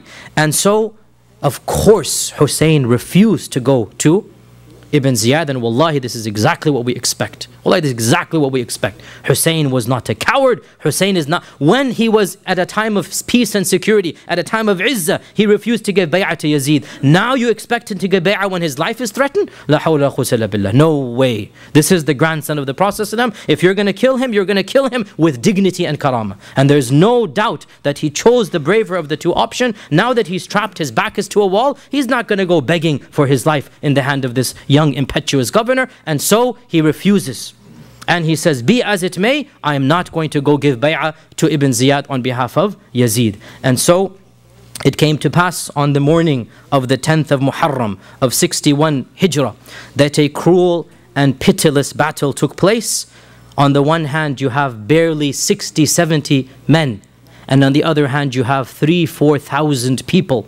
On the one hand, you have the grandson of the Prophet Muhammad sallallahu alaihi wasallam, and on the other hand you have a bunch of rebels and army generals and whatnot. And so it came to pass that the grandson of the Prophet sallallahu alaihi wasallam, what his own grandfather said about him came true, because it is authentically narrated in our own Sunni books of hadith that Ali ibn Abi Talib once came to the Prophet sallallahu alaihi wasallam, and he saw him crying, and he said, "Ma yubkika ya Rasulullah? Why are you crying, O Messenger of Allah? Tears are coming out of his eyes. Why are your tears coming out of your eyes?" So he said, and this hadith is in Muslim Imam Ahmad and in Tabarani, it is authentic. He said, "Jibreel just came to me, and he told me that my own ummah shall kill Hussein next to the Euphrates River. And he brought me some of that sand where he will be killed. And this is what has made me cry." And the narrator of the hadith said that, and we knew that that sand, we later knew that the sand was the sand of Karbala. And so the army zoomed in on the camp, the entourage, and there was no warriors or fighters here. These are just a small group of men, most of whom are Al-Bayt. And Hussein in the beginning was protected by the Al-Bayt, and they fought on his behalf, but one by one as they were killed, and Hussein is left standing. And in the very final act, Hussein kept on charging on. And who amongst them would dare come forth and raise a sword against the grandson of the Prophet sallallahu alaihi wasallam? And so everybody was just trying to avoid his own sword, Hussein's sword. Who's going to raise his hand? Until it was that infamous, that evil, that brute, it was Shimir ibn Abi Jawshan that gave the commands to attack. And Shimir led a small group of 3 or 4 people, along with the person they say who actually dealt the actual final blow. His name is Sinan ibn Anas, somebody in the books of history, Sinan ibn Anas, who gave him the final death blow.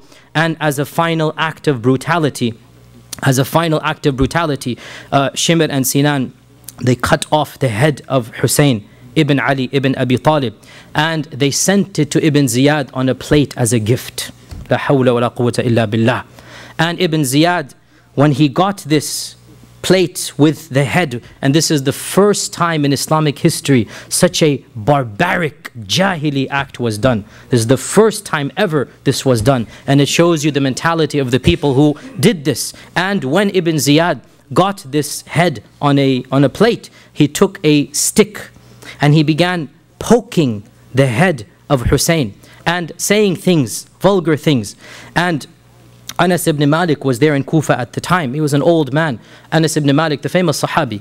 And he could not stand this. And he stood up in the gathering and he said, "Wallahi, I saw the Prophet ﷺ kiss those very lips that you are now hitting with this stick. La hawla la quwwata illa billah." And he said that nobody resembled the Prophet ﷺ more than Hussein. And wallahi, our hearts cry for Hussein. And wallahi, we are the Shia of Hussein, the real Shia of Hussein. And wallahi, I swear by Allah that if we had been there, we would hope to Allah that we would defend the grandson of the Prophet ﷺ against anybody who dares raise his hand against him. Wallahi, we are the true Shia of Hussein. And those who killed Hussein, they will have to answer to Allah for one of the worst murders committed. This child that the Prophet ﷺ played with, and he put him on his back, and he kissed him all over, and now his head is on a plate, and Ibn Ziyad is poking it. Anas ibn Malik could not stand this, and he said, "This very lips that you are making fun of and you are poking, I saw the Prophet ﷺ kiss those very lips." And he said that Hussein resembled the Prophet most in his manners. And there are some reports as well that Ibn Ziyad sent it to Yazid, but these reports seem to be a confusion. It was not Yazid who poked the face of Hussein, it was Ibn Ziyad. This seems to be the correct version of events. Yazid did not poke the face of Hussein, it was Ibn Ziyad. And in total, over 70 people were killed in the party of Hussein, 15 of them al-Bayt, and all of the women and children were protected, none of them were harmed. The only male survivor was the son of Hussein, Ali, known as Zayn al-Abidin, Ali Zayn al-Abidin. And the reason why he was saved from the massacre, he was sick with a very high fever, and he was in the tent of the women, and he was just tossing and turning in bed with that fever. And so when the massacre took place, he was actually in the tent of the women, so he was basically then spared. And so the progeny of Hussein to this day goes through Ali Zayn al-Abidin, and then matters went on from there. Analysis and brief comments before we conclude. What are some of the effects of this massacre? Many effects. Most importantly, 4 years after the death of Hussein, 65 Hijrah, the people of Kufa, who call themselves Shia to Ali, this is the origin of the term, Shia to Ali, we are the party of Ali. They kept on feeling guilty for what they had done. And in the 65th year of the Hijrah, on the 10th of Muharram, a group emerged from amongst them who called themselves the Tawwabun, were sorry, the repenters. And they made it their duty to extract vengeance on those who had killed Hussein. And they said they're going to kill everybody who participated in the massacre of Hussein. And on their way to Syria to kill Ibn Ziyad, they passed by Karbala. And of course the body of Hussein is most likely buried in Karbala. And they spent the whole night lamenting and crying and singing poetry and beating themselves. Why? For having failed to protect Hussein when Hussein needed their help. And with this incident, we can mark the beginnings of theological Shi'ism. Up until this point in time, Shi'ism is a political movement. Political. They don't say that the Al-Bayt are this and that. They don't say that Abu Bakr, no, all of this is not there. It's just Umayyads versus Al-Bayt. And these are pro-Al-Bayt and anti-Umayyad. That's it. With this incident, slowly but surely, theology got added into it. And, the issue of making the descendants of Ali into imams and into, figures that we consider to be above and beyond what is our Sharia says, this began after the death of Hussein. With the death of Hussein is the birth of theological Shi'ism. That from this day on, a theology began to be, devised. And then from there, of course, another turn took place. And this incident, believe it or not, was very similarly repeated. A deja vu took place in 122 AH from the son of Ali ibn al-Hussein, Zayn al-Abidin, and his name is Zayd. When Zayd, the son of Ali, the son of Hussein, the son of Ali, the son of Ibn Abi Talib, see the lineage, right? Zayd was once again in Medina, and the people of Kufa promised him the same thing. His older relative said, don't go, don't go, don't go. And Zayd said, no, this time is going to be different. So in 122 AH, Zayd did the same journey from Medina to Kufa. And in Kufa, the people quizzed him, and most of them rejected him. Why? Because they said to him, do you curse Abu Bakr and Umar? Why? Because in Kufa, theology is changing. In Kufa, they're making a theology out of it. And Abu Bakr and Umar become the worst people. So they said, do you curse Abu Bakr and Umar?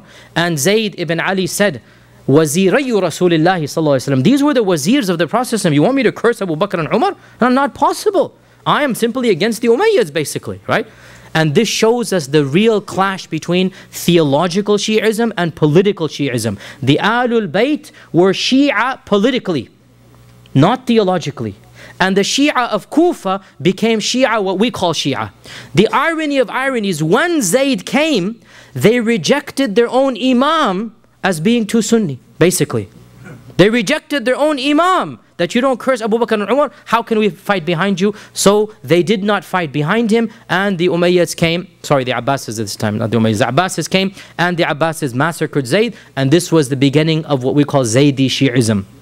Zaydi Shi'ism is a different branch of Shi'ism. It is still strong and powerful in Yemen. The only country in the world where you have Zaydi Shia is Yemen. And you have the Ithna Ashari Shia, which is the Shia of Pakistan and Bahrain and Iran and Iraq. This is 12er Shi'ism. You compare the doctrines of Zaydi Shi'ism with 12er Shi'ism, and you see the reality between political Shi'ism and theological Shi'ism. Zaydi Shi'ism respect Abu Bakr and Umar.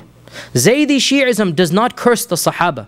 Zaydi Shi'ism don't consider the Imam to be infallible and there's one Imam and Allah. All of this is not there in Zaydi Shi'ism, right? Zaydi Shi'ism is the real Shi'ism of the Al-Bayt. There's no theology that the 12er Shi'ism went a whole different way. And that's the story beyond the scope of this. The final point, and it will take 5-10 minutes, the final point. Who is to blame? Who is to blame for the massacre of Hussein? The Sahaba that were alive at the time, they knew exactly who to blame. The companions squarely placed the blame on the people of Kufa. The number one culprits were the very people who claimed to be the partisans of Ali. And it is authentically narrated in the books of hadith, not even the books of history. Muslim, Imam Ahmad, Tirmidhi, we have these in the books of hadith. That when Salama, who is Salama? The wife of the Prophet ﷺ, when she heard of the death of Hussein and the martyrdom of Hussein, she said, may Allah's la'na be upon the people of Iraq. They were the ones who murdered him. قَتَلُوهُ قَاتَلَهُمُ اللَّهُ. They killed him. May Allah subhanahu wa ta'ala curse them. They seduced him. They promised him. And then they abandoned him right at the very end. And we have the even more famous narration of the senior most Sahabi, who is Abdullah ibn Umar, the most respected of the Sahaba alive. He's not pro-Yazid. He doesn't like the Umayyads. He doesn't like the politics going on. And the famous, this hadith is in Bukhari. This hadith is in Bukhari and Muslim. What is it? When a group of Hujjaj came to Mecca, right? And Ibn Umar was there. And they said, oh, this is Umar, let's ask him a question. So one of them comes and he says, oh, Ibn Umar, if I swat a mosquito and the blood comes, is my ihram broken? Now, remember in ihram, you're not supposed to hunt, right? So, and of course, I mean, Sunni fiqh, I don't know any fiqh. Mosquitoes are not hunting. You don't hunt mosquitoes, right? So you can swat a fly and mosquito. So if I swat a mosquito, do I have to pay dam fidya for this blood? And he was shocked. He goes, where are you from? He said, from Kufa, from Iraq. He said, wa ajaban. Amazing are you people. Amazing are you people. You kill the grandson of the Messenger of Allah sallallahu alaihi wasallam. You murder him. And now you come and ask me about the blood of a mosquito? Now who is he blaming? The people of Kufa. And wallahi, this is crystal clear. And we have to say this no matter how painful or awkward it is. This is the truth. And that is why this group beats themselves to this day. This is the truth that nobody can deny. And the Sahaba that were alive, none of them is pro-Yazid. Wallahi, it's impossible for a believer to be pro-Yazid. But being anti-Yazid doesn't necessarily mean we agree with everything that happened there. No, not at all. We say that the people who promised Hussein should have been the ones that lived up to the promise. Where were they when Ibn Aqeel is thrown? Where were they when Hussein is camped outside their city for 6 solid days? Where were they? Instead of cursing everybody else in the world, even those who were born before Hussein, wallahi, they need to look at their own selves. Wallahi, this is the truth. They need to look at what they themselves have done. And their betrayal and their cowardice and the fact that they were bribed so easily from what they promised him. So, the number one culprit, according to our own sources and their own sources, that's why they beat themselves on that day and they continue to do so. The number one culprits are those who seduced, those who promised, those who swore the most solemn oaths, and then they disappeared بين عشية وضحاها, between the morning and an afternoon. They all disappeared from Ibn Aqeel, and not one of them showed up when Hussein is camped outside. These are the people, instead of cursing those who were born before Hussein, wallahi, they need to look at themselves and what they have done. That's number one. Okay, they're cowards. They're traitors who betrayed Hussein. Okay, but they didn't pull the trigger, as we say. They didn't fight with the sword. So, who then is the one who is guilty of the blood? They're guilty of cowardice and betrayal. And wallahi, that's the biggest guilt. Because if they had stood up, Karbala would not have happened. If the people of Kufa had stood up, they would have protected Hussein. They would have had to negotiate. Something would have been done. So that's the number one culprit. Number two, who is the mastermind? Clearly the mastermind is Ubaydullah ibn Ziyad. Ibn Ziyad is the main culprit. The governor, this impetuous, arrogant young man that was placed to be the governor. And Ibn Ziyad, we give him the lion's share of the blame. And there is no doubt, it is clear even in his own lifetime that Allah punished him. His whole lifetime was just uprisings and intrigue and backstabbings until he died a miserable death. The forces of Mukhtar al-Thaqafi, another internal uprising, he was killed by the forces of Mukhtar. And notice the irony of ironies, and this is sunnat Allahi fi khalqihi. His own head was decapitated, and his head was brought in front of the people of Mukhtar on a plate. And it was shown just like the head of Hussein was shown to him. And this is in Sunan al-Tirmidhi. This isn't Tirmidhi, not even the books of history. And they say when the head was brought in front of the majlis, everybody was terrified. Why? Because out of nowhere, a snake came into this grand audience and made its way straight into the head and went into the nose and resided in the skull of Ibn Ziyad. This isn't Tirmidhi. It's not even in the books of history. Sunan al-Tirmidhi mentions that the head of Ibn Ziyad was punished in this way in front of the people to see. So this is Ibn Ziyad. Ibn Ziyad is the brains, but he didn't actually come to the battle. Ibn Ziyad is the brains and he has the lion's share. And if he wasn't so stubborn, then might have taken another turn. Who gets the lion's share of the physical blame? No doubt the leader of the army, Umar ibn Sa'd, we accuse him of being a coward to Ibn Ziyad.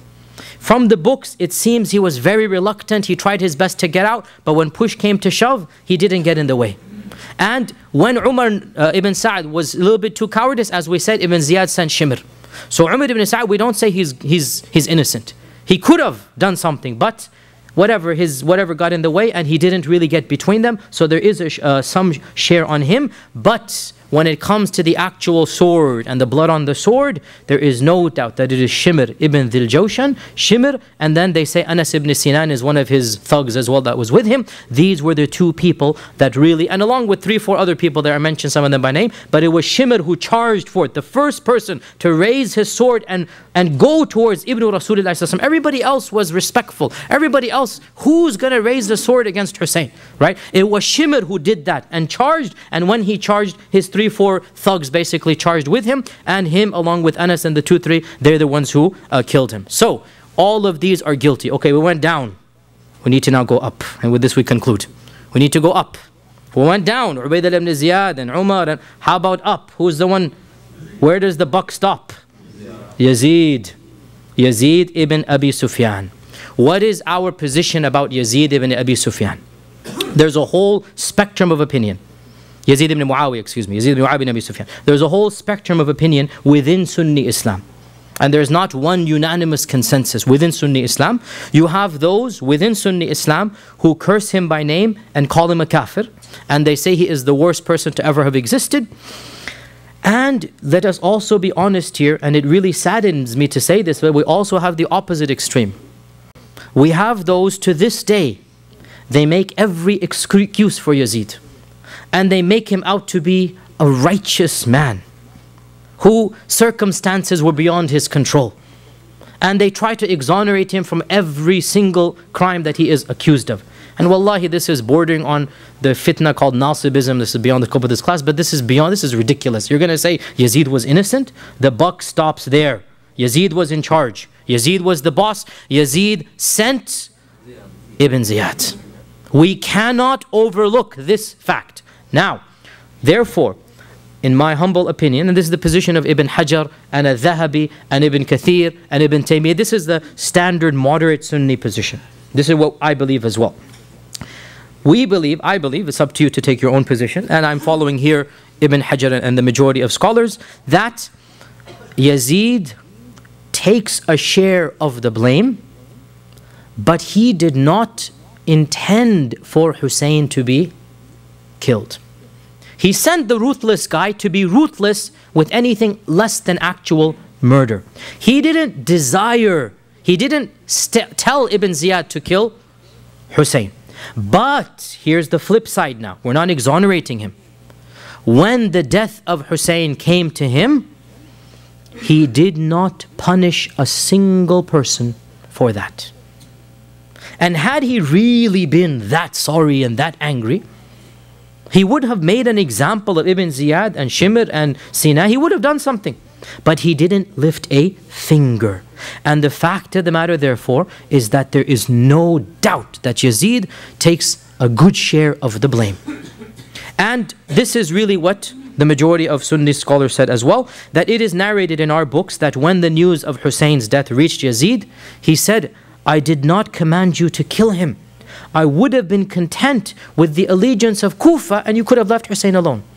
You didn't have to force him into this, either this or that. As long as the Kufan people were not with him, that's all that I wanted, basically, right? And historically, this makes sense. Hussein was surrounded by Ibn Ziyad on the 3rd of Muharram, and he was killed on the 10th of Muharram, 7 days. It is impossible to get a message to Yazid and back from Kufa to Damascus. What is to be done? Impossible. There is no way Yazid could have known the details. There's no way Yazid could have had an input in what happened. But when he found out what happened, neither did he do anything. Ibn Taymiyyah says, Yazid did not order the killing of Hussein, nor did he show happiness on this. Even though he showed sadness, still he did not support Hussein, nor did he exact any revenge or punishments on those who killed Hussein. And this is historically true. That he said shouldn't have happened, I'm sorry. He said it, I'm sorry. He expressed regret. But of what use is expression when the guilty culprits go away? And therefore, Imam Ahmad was asked about Yazid. His son asked him, Abdullah. His son said, Oh Abati, oh my dear father, are we supposed to love Yazid? Is it a part of our theology to love Yazid? Listen to Imam Ahmad's response. And does anybody with Iman love Yazid? This is Imam Ahmad ibn Hanbal. Does anybody with Iman love Yazid? So then his son flipped the question. He said, so should we curse him? So Imam Ahmad said, have you ever heard your father curse anybody by name? And so the message was clear. We don't love Yazid. But another person asked him, should we curse Yazid? And he said, it is not sunnah to curse people by name. We curse generically. We should say, Ala la'natullahi ala al-zalimin. So he said, he didn't defend Yazid. He said, curse generically. Ala la'natullahi ala al-zalimin. And leave it at that. And it is not of our methodology to curse people by name. Yazid, the fact of the matter, was a king, a politician, like other politicians. And the blood on his hand is no more or great in terms of quantity. In fact, it is less than the blood of many later kings. But what's the difference? The quality of blood. The fact of the matter is that these uprisings are a common motif of Umayyad and Abbasid times. And people after Yazid killed more than Yazid. But the people that Yazid killed are not your average people. They were the grandson of the Prophet ﷺ. Ibn Taymiyyah says, we are just in this regard. We don't curse him. And he was like the other kings. He had good and he had bad. And in our religion, Allah will accept the good, and his affair with Allah, he might be punished for the bad. We leave his affair to Allah subhanahu wa ta'ala, and we do not curse him by name. We may say, Ala la'natullahi ala al-zalimin. And we leave it at that. And a final point is that no doubt we love Hussein, and we are saddened by his death. But our love for Hassan is greater than our love for Hussein. And the ahadith about Hassan are more than the ahadith about Hussein. And it is authentically narrated in Bukhari that once the Prophet was giving a khutbah and Hassan walked in and he tripped and he fell down. And the Prophet stopped the khutbah and came down and picked Hassan up, and he kissed him on the mimbar. And he said that I could not bear to see my son fall down. And then he said, Inna bani hadha sayyid. This son of mine shall be a true leader. Even if Muawiyah doesn't consider him a leader, the world considers him a leader. He is the Sayyid over and above Muawiyah. This is something we have no doubt about. This son of mine is the Sayyid. And perhaps Allah will bring reconciliation between two large groups of Muslims through him. Hassan was the better of the two men. Hassan, again Muawiyah meaning Hassan and Muawiyah. Hassan was the one who stood up and said, no more bloodshed. You want the power? Take it. I'll retire. I don't want Muslims to be killed. This was maturity. This was Iman and wisdom. And Hussein had Iman, but the wisdom of Hassan was more than Hussein. And this is what we believe, that Hassan had the more wise methodology, and Hussein no doubt was a brave man, and he did what he did. And Allah Azza wa Jal will accept from him his martyrdom, inshaAllah ta'ala. To conclude, the tragedy of Karbala is a great tragedy. Our hearts bleed for the death of Hussein.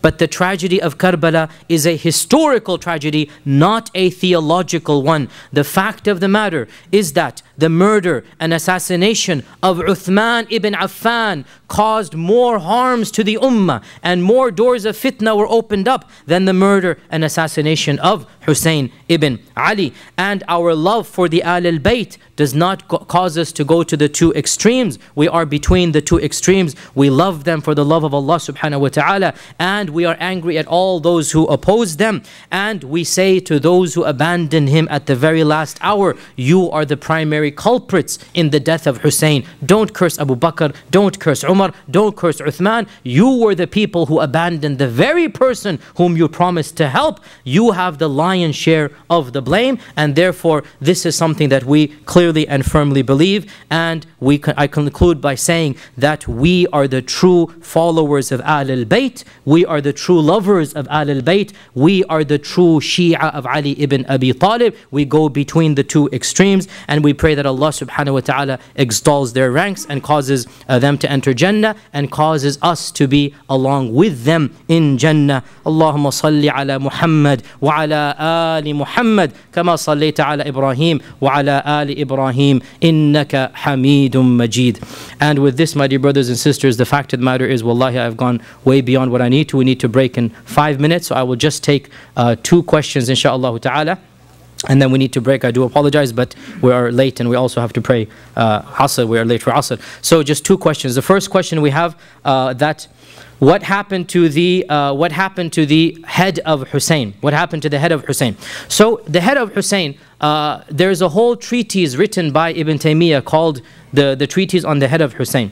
And what appears to be the case, inshaAllah ta'ala, is that the head of Hussein was sent to Yazid wrapped in a silk cloth. He did not dishonor it, and he handed it to the family of Hussein, and the family of Hussein took it to Medina, and they buried it in Baqi' al-Gharqad next to the body of Hassan. So the body of Hassan and the head of Hussein, they are buried in Medina. This is what seems to be the strongest opinion, and Allah subhanahu wa ta'ala knows best. And we also have a question over here, that is the salvation of a Muslim dependent upon acknowledging the martyrdom of Hussein?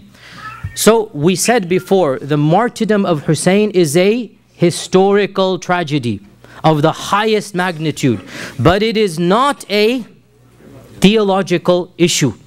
It is a historical tragedy, and our heart bleeds historically for what happened. But our theology, our aqeedah, our fiqh, our laws do not change by the death of Ali or Hussein or Uthman or any of those Sahaba who passed away. Our aqeedah does not change at that, and therefore their martyrdom will be accepted by Allah subhanahu wa ta'ala inshaAllah, but it is not something that changes our beliefs and our theology, and Allah subhanahu wa ta'ala knows best. I do apologize that there's no time for more questions, but we really do have to conclude. And so with this, wa akhiru da'wana alhamdulillahi rabbil alameen, wassalamu alaikum wa rahmatullahi wa barakatuh. Yes, wa alaikum assalam. Before you go, I wondered if you could just speak on your topic for Summit, being that you're going to be coming to the UK, inshallah.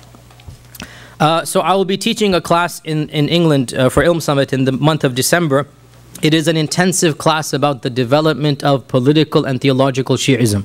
And we'll talk about this from an academic manner, about what exactly happened and how these changes came about, and how did these ideas come about the Imam and being the ma'soom and infallible and the evolution of all of these ideas. We will talk about it bit by bit and go into the history of the evolution of Shi'ism and go down every single branch, the 12 Shi'ites, the Zaydis, the Fatimites, the Ismailis, the Aga Khanis, the Duruz, every single group, the Nusayris and Alawis, how do they differ? We'll talk about it historically and theologically, and inshallah we'll talk about it in an academic manner, not an emotional manner, as you even saw today. Inshallah, we are talking about this in an academic style, and our goal is not to incite hatred or animosity. Our goal is to preach what we believe to be the truth. وَجَزَاكُمُ اللَّهُ خَيْرًا. And with that, Ammar, I need to hang up over here because it's time for the salah. So wassalamu alaikum wa rahmatullahi wa barakatuh.